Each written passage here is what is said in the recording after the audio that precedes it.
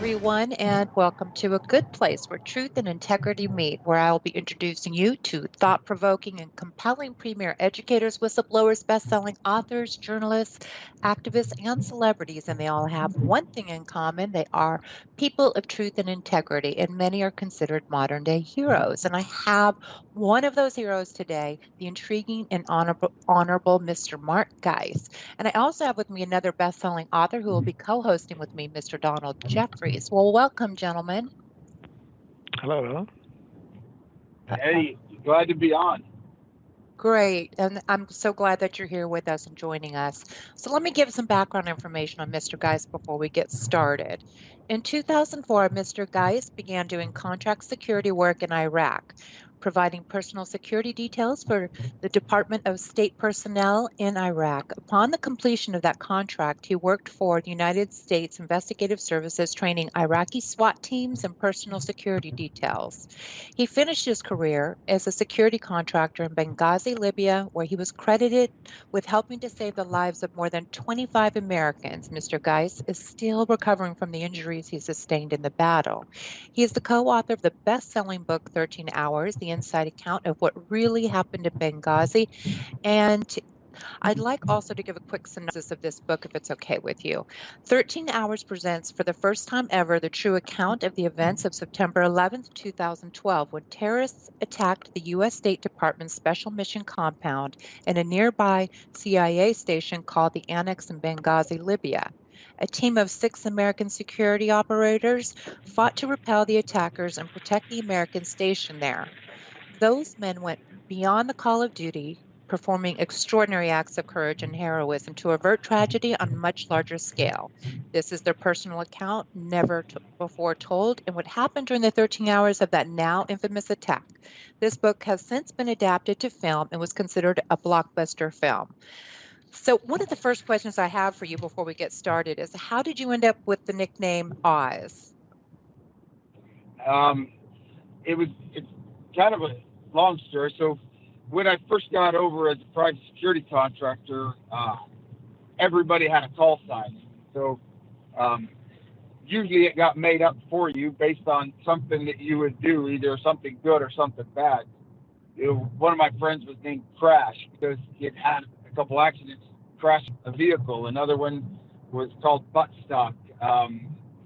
We had another one we called him Happy, and the reason we called him Happy is because he was grumpy all the time. So it was just our way of kind of hitting on him, kind of giving a dig at him. Well, after about 4 days, they come up and they said, well, I'm like, what's my call sign? And they're like, Polter, for poltergeist. I'm like, it took you guys 4 days to figure that out. And so initially that's what it was. But then when I moved to another contract, there was a guy that already had a call sign named Potter. And Potter and Polter just didn't really work well together over the radio, too much confusion. And they named me Wizard of Oz. And I don't know how they come up with that one, but then I went to another contract, and at the next contract, there was somebody there named Wizard, so it got reduced to Oz. I see. Yeah, I remember. I know that Rick, who connected us, he always referred to you as Oz. And now I understand. And listening to your interviews, I see there, I've heard that everybody kind of has nicknames. You refer to them by their nickname. And so before we get started, I'd like to talk about your life prior to the event in which we will be discussing. So I know you grew up in Colorado.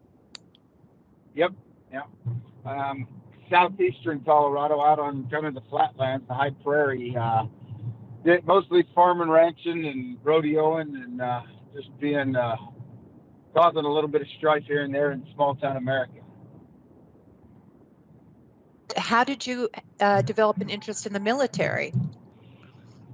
Well, my hero was my grandfather, and my grandfather had served in World War II as a tank commander, and he is actually, I didn't realize this until after Benghazi, but he had a North African campaign medal.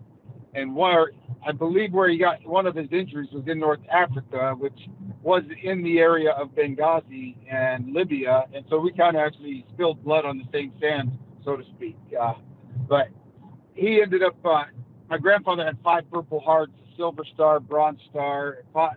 He had the Belgian Protégé, French Protégé, which indicates that he was with units that fought in the Battle of the Bulge. And so he was just my hero. And so that military, that sense of service is something that's just always been kind of, I think, bred into us. I have 3 uncles that served during Vietnam, 2 in the Navy and 1 in the Marine Corps. And I knew that, from a very young age, that I was probably going to do something like that. My mom actually had this folder where you put it was, I think, kindergarten through probably 5th grade, and each page had a folder for each year, and you could put your school photo in it, and on the back, it was kind of like a little journal, and you had to check off what you wanted to be when you grew up. And when I was in kindergarten, I wanted to be a soldier. I think 1st grade was a soldier. 2nd grade, I wanted to be a police officer. 3rd grade, I wanted to be a firefighter. 4th grade, I wanted to be a soldier. And I think 5th grade, I wanted to be a soldier as well. So I think it was something that I was either predestined to do, or it just the way life took it for me. And what year was it that you joined the military or joined the Marines? I joined the Marine Corps, and I actually joined the Marine Corps in 1983 on the delayed enlistment program, and I didn't actually go to boot camp until June. I left for boot camp June 10th of 1984, about 10 days after I graduated high school. Okay, and you served in barracks duty in the Philippines, I noticed when I was reading this, and then the 2nd Battalion, 9th Marines Golf Company, as well as the Surveillance and Target Acquisition Platoon. So in layman's terms, what does that mean? Or what did you do in those positions? Well, in Golf Company, that's just your basic infantry. I was a squad leader, a fire team leader and squad leader, and then when I was with we call it STA, S-T-A, Stay Platoon. What their mission is, or their job is, it's a sniper platoon as well as doing reconnaissance for the battalion level. Okay, and then you were chosen to serve in the newly formed Marine Cadre program as an anti-counter-terrorism instructor. So what does that entail? Well, at the time when the focus was really a lot on terrorism and counterterrorism and anti-terrorism. And the difference is anti-terrorism is doing all the stuff to make you beforehand, the pre-planning, making your hardened target, training to prevent a terrorist attack. Counterterrorism is going out and, combating it after the attack happens, going and looking and searching for the guys that executed whatever mission that they did or attack on the U.S., and then we would go out, and that's kind of what the thing was. So I was an instructor teaching all of that, and a lot of it was to at Navy bases and to Marines. There was a big change in how the bases were secured, so we would go around and make sure that the military bases had the right training, had the right personnel in the right positions to be a hardened target, so to speak. Okay, and after that, you went into the intelligence field. Yeah, I just felt something, and I went into what become a interrogator translator. Just kind of felt I needed to do something else different, and always just trying to expand my knowledge and my skills. And so I was able to re-enlist as an interrogator translator, and I went to interrogation school, and then after that I was sent to language school where I learned Persian Farsi as a second language. Okay.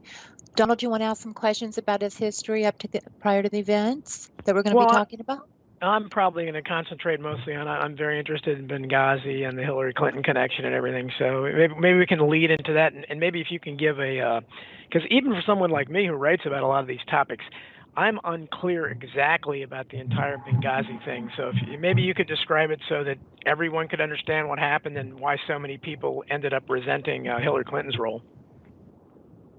Well, a lot of it is, I think you have to go back and look at the history of why we got involved in Libya altogether. And it really goes back into 2005 when after we had captured Saddam and hanged him. During that time, Libya, in the Benghazi and Derna area, which is in the eastern part of Libya, there was in and around both of those towns, there was a lot of terrorist training camps that had been training foreign fighters to go into Iraq and Afghanistan and kill American soldiers, sailors, airmen, and Marines. So, basically Gaddafi was informed that he would be next if he didn't take care of those things. And at the time, Gaddafi also had a nuclear weapons ambition and chemical weapons, trying to start up a chemical weapons program as well. And all of that stuff is public knowledge. It's not anything that's classified. That was everyone, if you really look into it, you can find out where all that came from. Well, Gaddafi then started going after, because he didn't want to get thrown out of power, so he knew what he had to do. And if we all remember, he started towing the line and going after, he pretty much started to shut down his chemical weapons program, and he started going after the terrorists. And being that the terrorists were in that part of their country, it was really they were a different tribe as well. And Gaddafi being Gaddafi, he went after him in a fashion that he, as he always did, in a very ruthless manner, which eventually started the revolution. So now you fast forward to 2011, and in 2011 there was actually an email sent from Sidney Blumenthal to Hillary Clinton when she was at State Department at the time that said, "Hey, you ought to look into this revolution going on in Benghazi, Libya, and you ought to get behind it, because if we could get rid of Gaddafi and no one in America would care. I mean, no one likes him. Heck, even no one in the Middle East likes him. So you're not going to get any kickback, and it would look very good for you when you run for election in 2016. So I think that's where the whole thing started, with Hillary Clinton wanting to get out there and put together a coalition of forces, of countries, to go after Gaddafi. And it would really show the American people her great foreign policy abilities.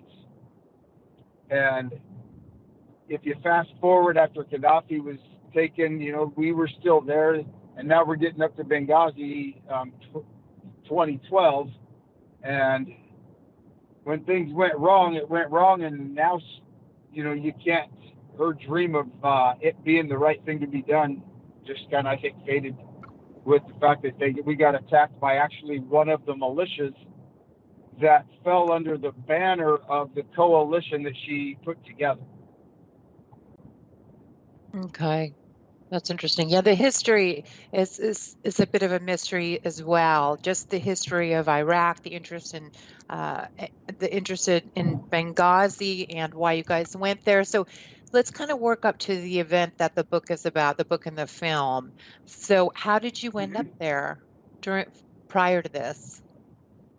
Well, I'd only been in country for about 45 days, and I worked with a group called GRS, which is Global Response Staff, and my job was to protect CIA personnel in some of the worst parts of the world, and basically I was a bodyguard, and that's what we did, is we made sure people got to go home to their families, and while they're out serving the CIA and serving the country.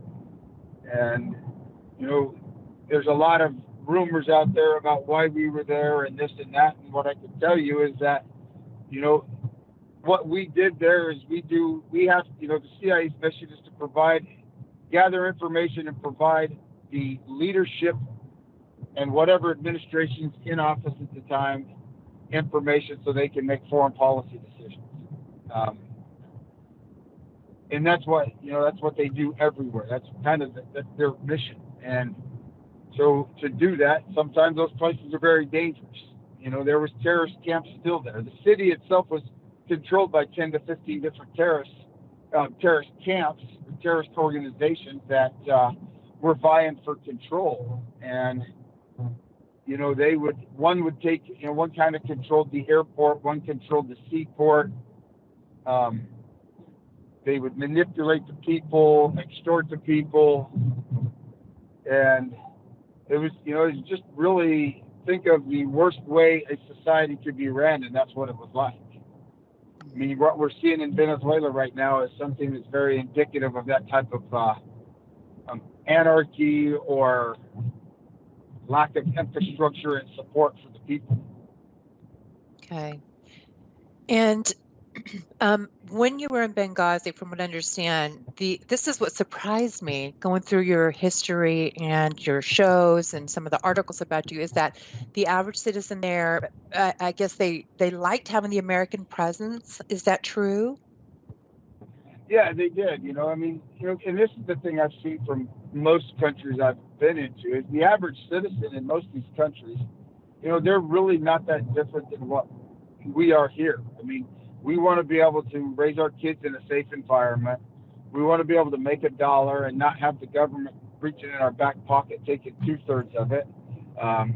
We want, you want to be safe. You want to be able to earn a living. You want to be able to make your family's position in life better. Unfortunately, there's always groups who want to manipulate that or twist that and try to turn it into something that it's not. And the majority of the people in Benghazi, the shop owners, the citizens themselves, they love the fact that Christopher Stevens actually was indicative and was instrumental in helping put together the group that overthrew Gaddafi. And, this is the first time these people had ever had a sense of freedom from someone like Gaddafi. And also, so they really, they like the Americans. Go ahead. I'm sorry. Sorry too.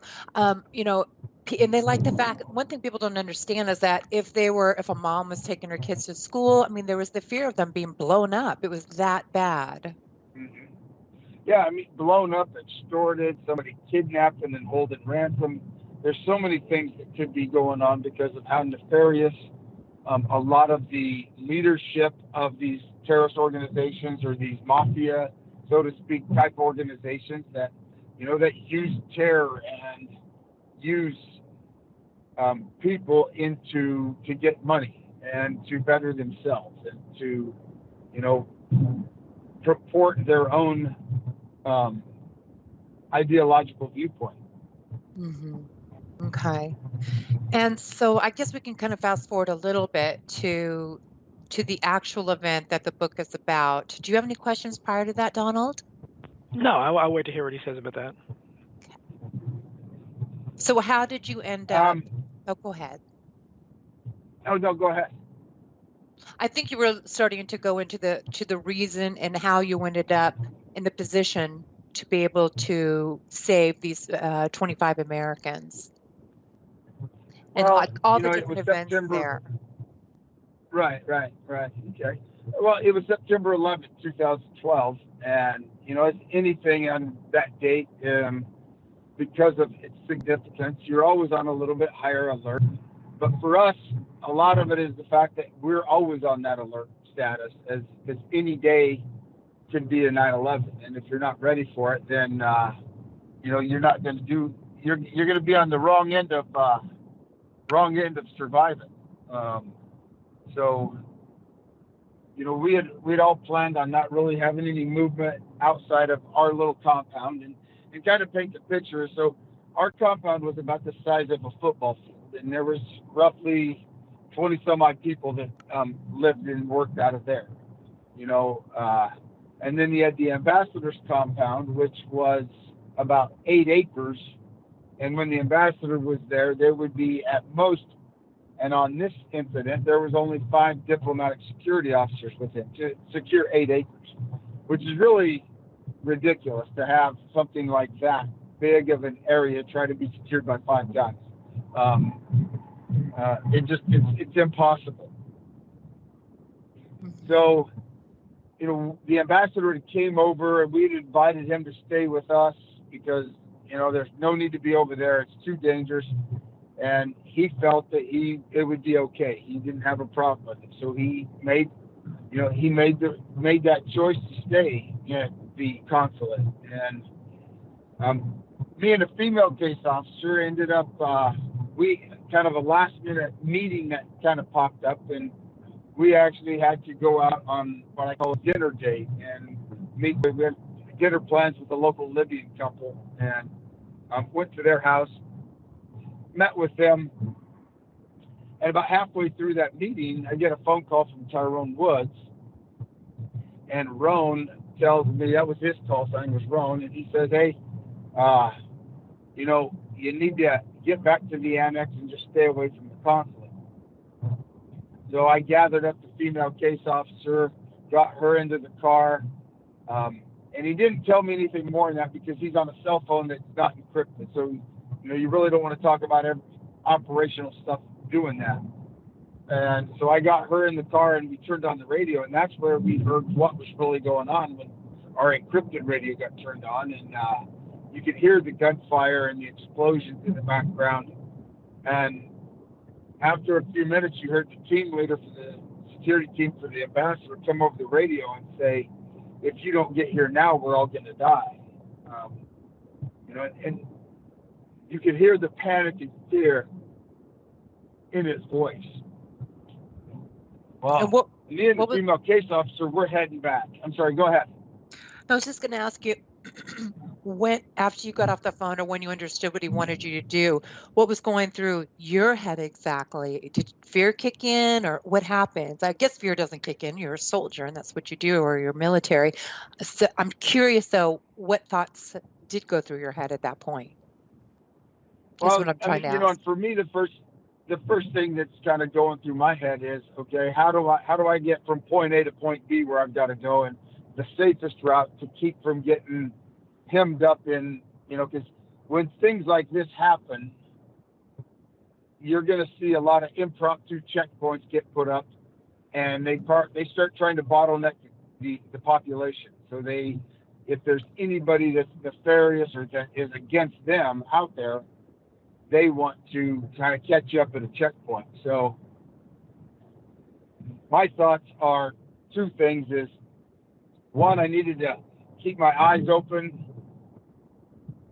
evaluate threats, or evaluate the, I call it task saturation, everything that's coming into me at that point, and pick out the things that are most important that I got to deal with immediately, take care of those, and then move on to the next situation that comes up.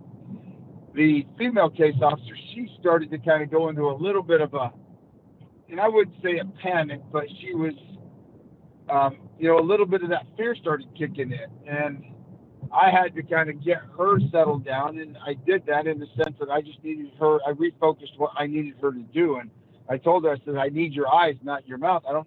You need to be picking out targets or looking for threats, and let me know, because I can't do it all at one time. And so getting her refocused on what was really the mission, and our mission was to get back to the annex safely. So as we're heading back, we're trying to, you know, in my mind, I'm trying to make sure that I remember the routes and different roads I could take that would take me away from any areas where I'd be bottlenecked or potential checkpoints. And, you know, we were lucky. We had a couple close calls where, you know, and as I put it, I mean, the grace of God was with me that night more than I can say. But, you know, one of the last few checkpoints we went through, we didn't think we were going to make it through as we're pulling up, and the guys running it got distracted looking at somebody else, which just kind of opened up a lane for us to stay to the right and kind of go around them without them even looking at us, and they didn't even see us go by. So we were able to make it back and get back to the annex without incident. Okay. Donald, and I know this is the part that might interest you. Do you have any questions? No, I'm just still waiting to hear. You know, I'm going to ask a little bit more about the political aftermath of it, but. Okay, so then what happened? And let's get into. Well, go ahead. You know, while me and that female case officer are coming back, the rest of the team is heading over to the consulate. You know, they were ready to go almost immediately. They got told to stand down. Twice is what I was informed by Tig and Tonto, and I have no reason to think that they would be lying to me. So they, you know, I believe them wholeheartedly. And they got told to stand down twice by Bob. And, you know, and I can kind of understand the first one. I mean, you know, Bob is the head of a CIA clandestine base. Once we go over there, there's a good chance that we'd never be clandestine again. So his decision wasn't easy. But then, you know, it's with leadership. You know, if you choose to be the man that sits at the throne, leadership requires hard choices. And really, you know, what's important. We'll be right back.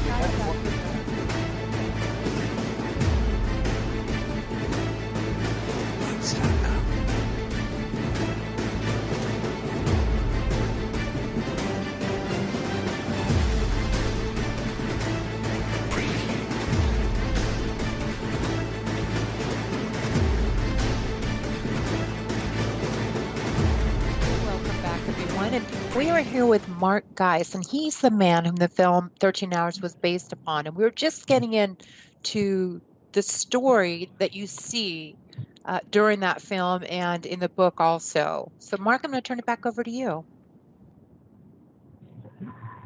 Yeah, so, you know, I think the guys had just gotten ready to leave.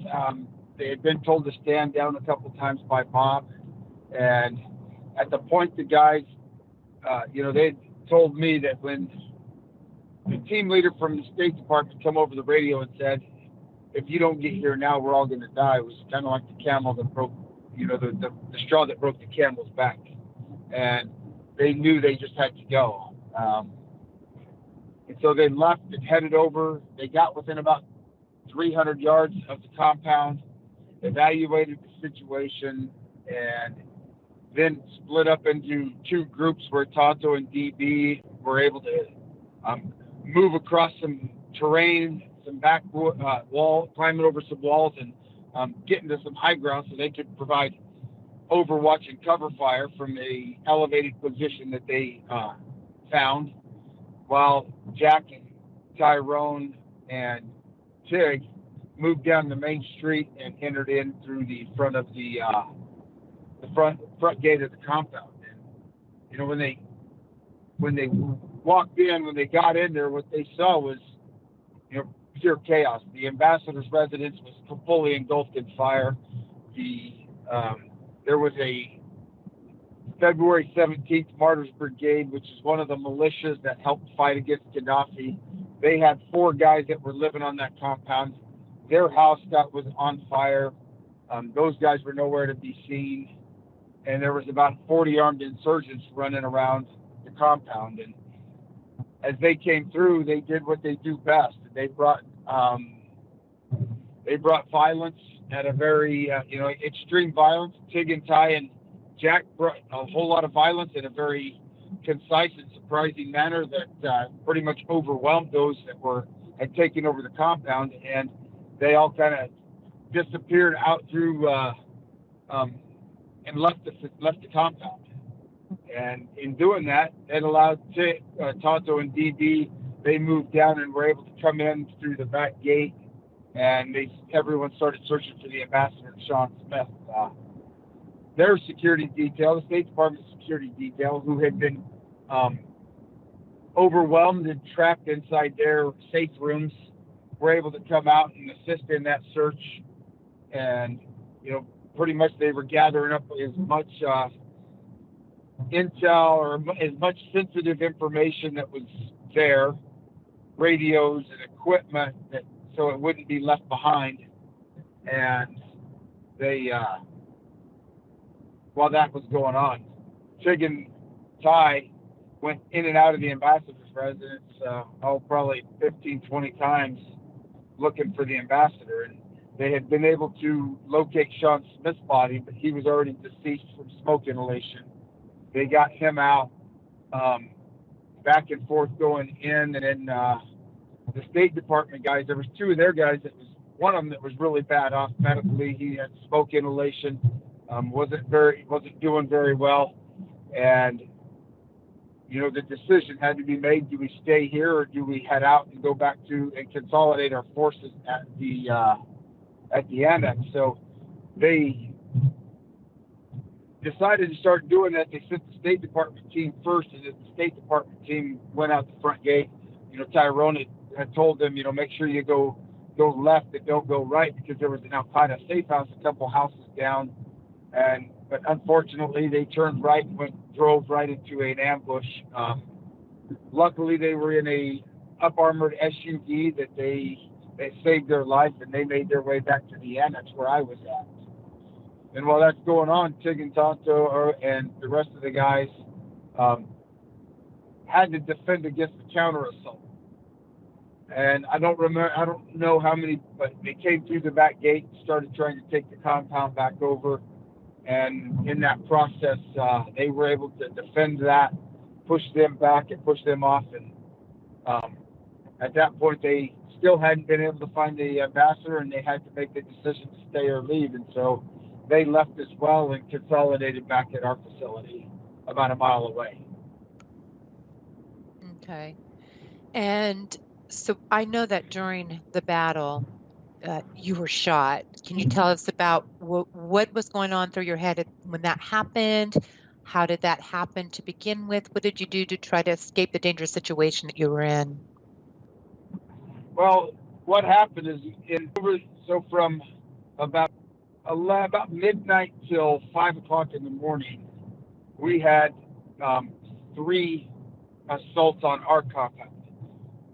The first one, it was probably 10 to 15 guys. That firefight, it didn't really last that long. We were able to take care of that and repel that assault really easily. They came back about 1:30, 2 o'clock in the morning with about 40 guys, 50 guys.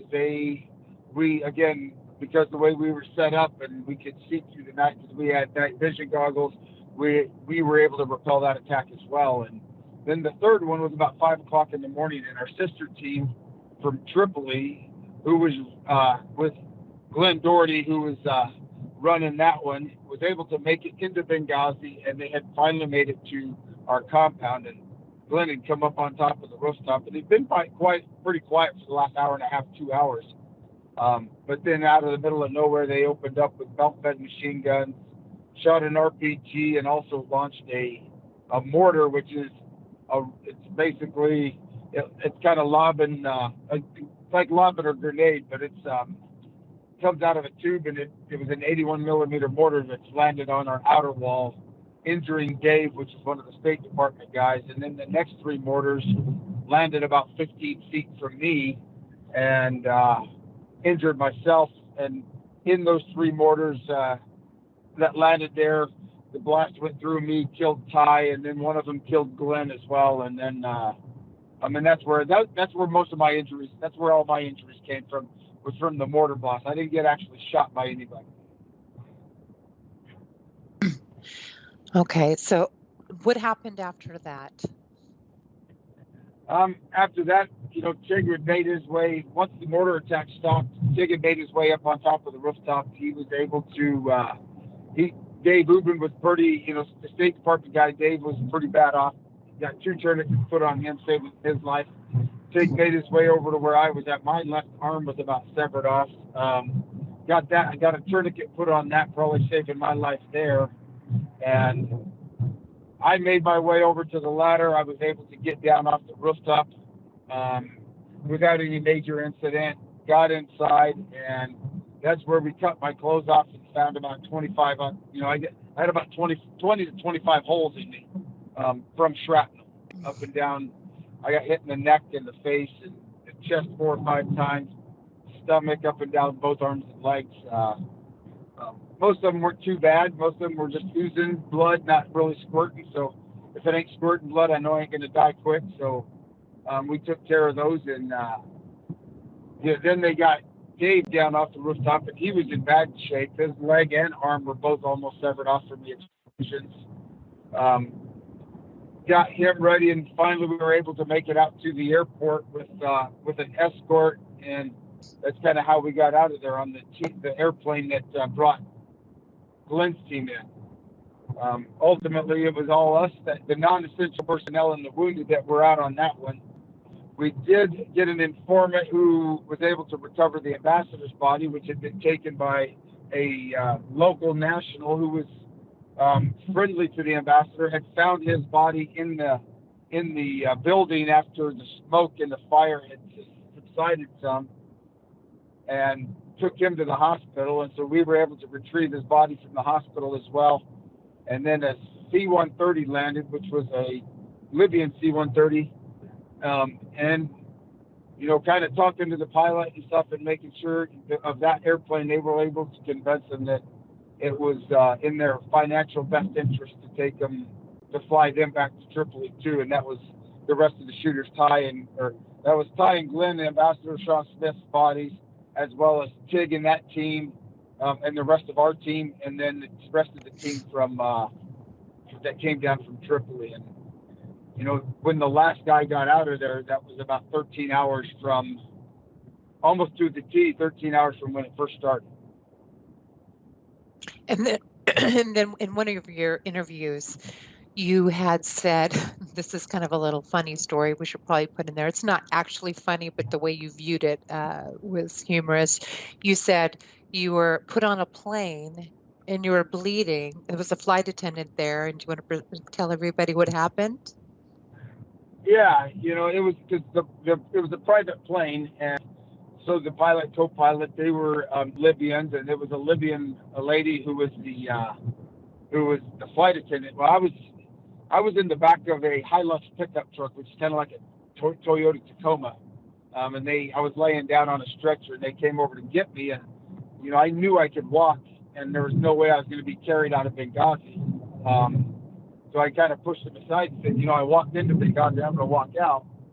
And so I get up and I'm walking up to the plane, and when I get to the bottom of the steps, the flight attendant, she just took off. She bolted to the back, and it was at that time that I realized that when they treated me, you have to get you have to take if you're treating somebody in a blast or anything like that, you basically cut all their clothes off. You got to get them naked, because pieces of shrapnel and injuries could be in places that, on your back or anywhere where you can't see them. And if you don't look everywhere, then it's a good chance somebody may die from something that they don't even see.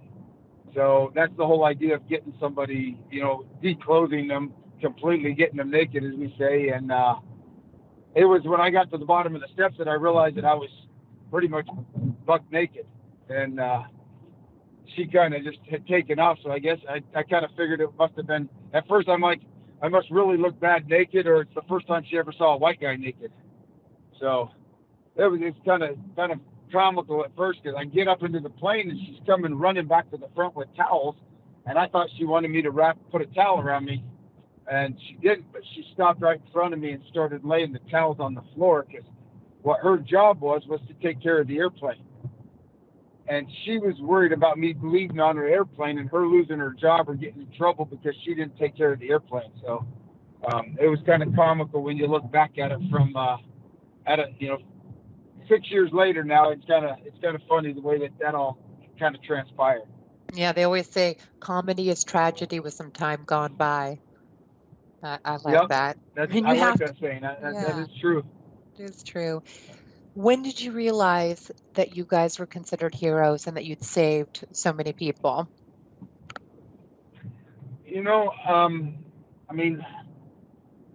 I just was a guy all of us were just guys doing the job that we love. And we love serving this country. And, if you're going to do a job, you might as well do it 110%. People ask me a lot of times, what was I afraid of dying? And I was never really afraid of dying.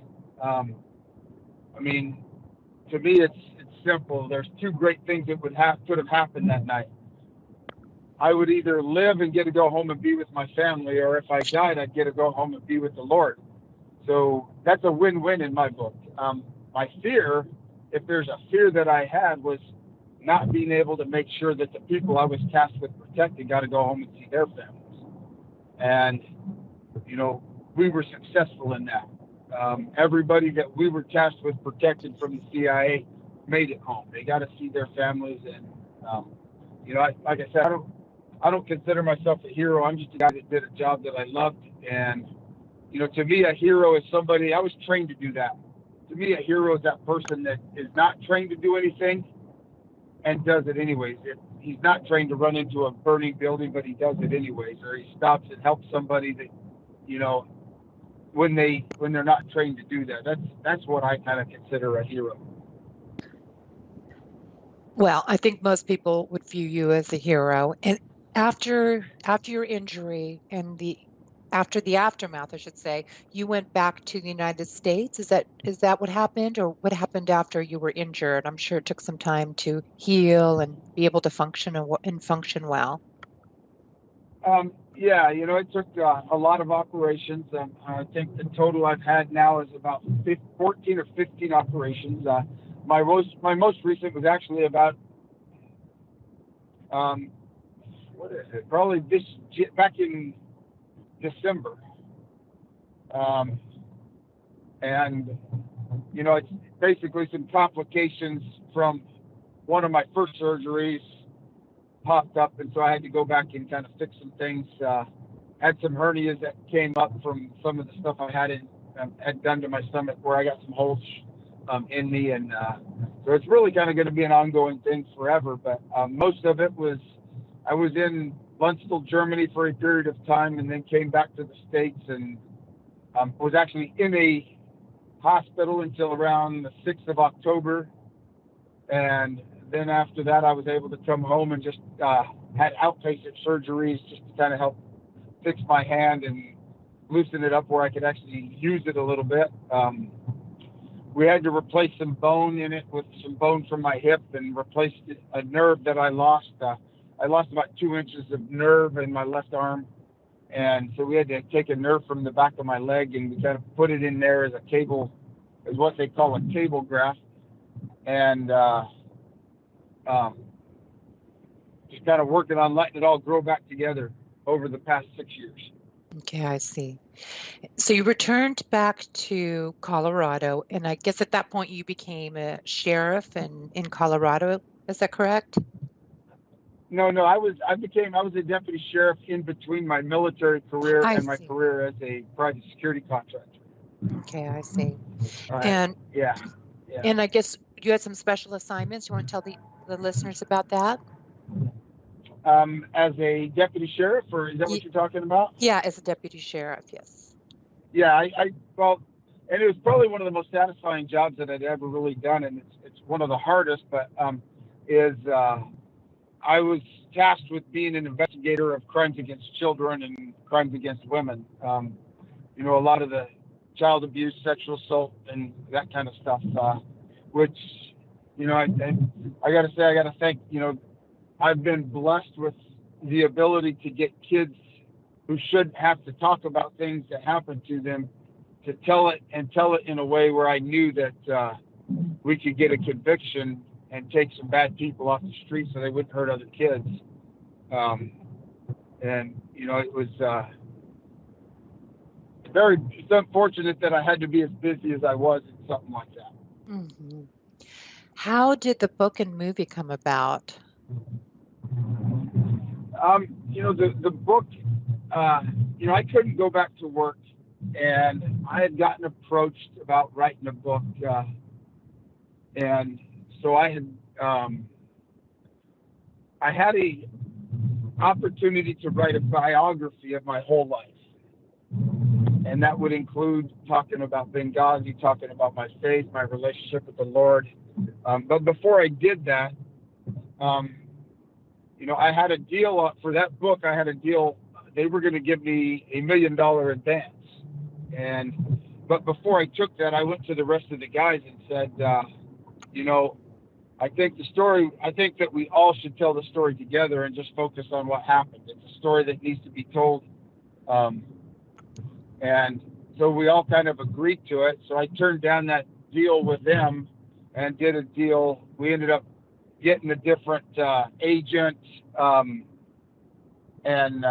we ended up getting a deal for all 5 of us, the 5 remaining members of the Annex Security Team, to write the book together. Okay, I see. And then the film followed. Yeah, and then that film, the book did really well. It was a New York Times bestseller. for, I think it was on the bestsellers list for, I think, up to 11 or 12 weeks. It was #1 for a couple weeks, I believe, and it got bought up by Paramount Pictures and Michael Bay to make it into a major motion picture, which was pretty phenomenal. Especially with the fact that Michael Bay, who really loves our military and who wanted to tell the story the right way, wanted to tell it as it happened. Yeah, I like that, because a lot of times, you know how Hollywood changes the story a little bit and tries to implement pieces just to sensationalize it. Yeah, so it's very true. Okay. Well, and yeah, because when you sign your life rights, what you're doing essentially is, when I signed my life rights, I basically gave them permission to depict me however they want to, so that the movie makes money. And that's, it was always a concern, because you really lose any creative control over it. But, we sat down and we talked with Michael Bay. The first time I met Michael Bay, I told him, I don't care how you portray me. You can make me whatever. I don't care if you put me as a pink bunny in a pink bunny suit running around Benghazi. But if you do anything that disrespects Ty and Glenn, I'm going to beat the living crap out of you. And he's like, you don't have to worry. He goes, you don't have to worry about that. And I told him, I said, I'm not, just so you know. I'm not worried about it at all. So just do this movie right. And and he's a great guy. I mean, he does love the military. There was actually former patriotic Navy SEALs that were, there's a bunch of former Navy SEALs that were some of the stunt doubles and advisors that helped advise also on that film, along with us. And we were on set. One of us was probably on set 40 out of the 70 days it took to film it. Okay. And we only have about 5 more minutes. And so, Donald, I'm so sorry we didn't get into too much of the politics. Do you want to, since we have 5 more minutes, do you want to ask your question? Sorry, there's no more time. No, I just wanted to know how Mark and the rest of the, Hillary Clinton ended up kind of becoming the figurehead here under a lot of controversy, especially from conservatives. How do you guys feel about the fact that a lot of people, I think, held out hope, especially when Trump was elected, that she would be investigated over this or held to task for it? And, nothing has happened. She hasn't even been investigated. How do people like you feel about that at this point? Well, I figure it like this: justice will be served in this life or the next. If she will be judged either by us or by the Lord at some point. She has to answer for what she did and didn't do. I look at it like this, and I've had this conversation with a lot of different people even a couple people who had actually one was with somebody who was an ambassador during her husband's presidency and is real close to the friends. She's always tried to put the finger on somebody else as to why things were or weren't done, whether it's before, during, or after. The problem I have with that, and it's not personal, I don't hate her or hate anybody for what the decisions they made. They did what they did, and they have to answer for it. But the one thing you can do in life is, if you choose to sit in the throne, then you can delegate your authority, but you cannot delegate your responsibility. And whether you made the decision, whether you allowed the decision, if you didn't make the decision, then you allowed a decision to be made to not send help. Anybody who is out there that believes that we did not have something that could get there is ignorant or lying. That's just the way it is. I don't care what anybody says. We have more assets, either our own or allies, in the Mediterranean that can get there. I could get on a civilian aircraft in JFK in New York and get to Benghazi in 13 hours with a layover, an hour and a half, 2-hour layover in Turkey. So to say that we couldn't get there is playing to the ignorance of the people, or at least thinking the American people are ignorant. And So she's responsible no matter what. She's the Secretary of State. She is the senior person that controls American activity in that country. And if she allowed something to happen by either negligence before, during, or after, then she has to bear that responsibility. And you know, that's just the way it is in my world. I mean, I can't give away my authority and give away my responsibility. If they're her people, if somebody that she told or somebody lower ranked than her made that decision to not do that, then it's her fault because she failed to lead them and failed to train them, unless she wanted that same result. So I really don't have too much sympathy for her. Okay, we just have another minute. So what are you doing now? What projects do you have? Anything going on that you have planned? Now, the biggest thing I do now is I do a lot of public speaking. I talk about my faith. I share with people the story of Benghazi, about leadership and overcoming adversity. And, you know, it's really easy nowadays for people to get upset and their feelings hurt and not stay in the fight, not stay focused on whatever it is, letting things overcome them that really shouldn't.